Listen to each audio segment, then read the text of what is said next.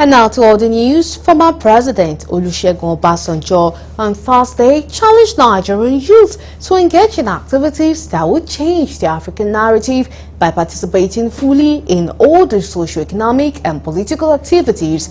Obasanjo submitted that such participation would also guarantee a better future for the young generation, as it would not allow those who are messing up their future to succeed.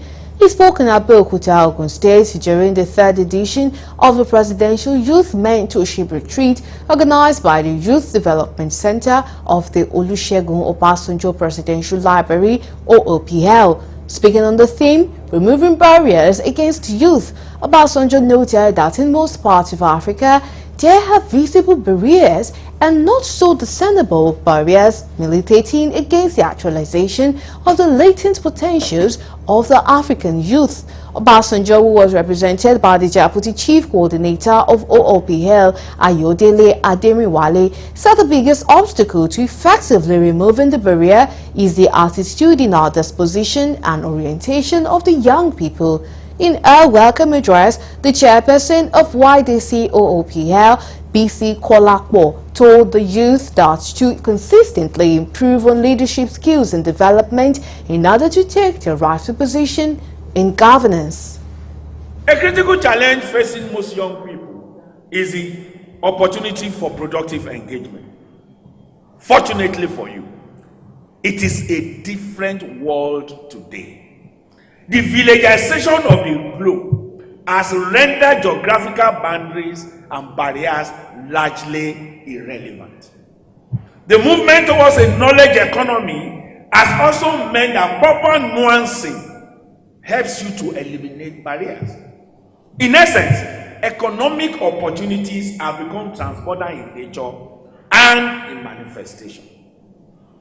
There are enormous opportunities for private initiative at the national and global economic scale. So I go further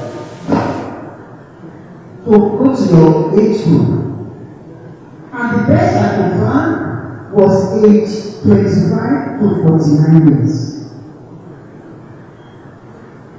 And I was surprised when I know that this age bracket represents percent of the population in Africa.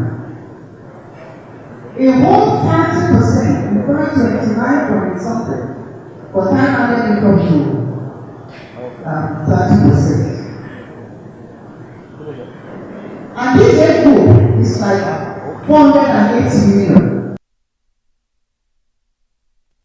The project manager of YDC OOPL, Omolara Kehinde, disclosed that the 26 participants drawn from states across Nigeria were selected out of 958 applications received. She urged the participants to affect their communities positively with all they are able to gather from each section of the retreat.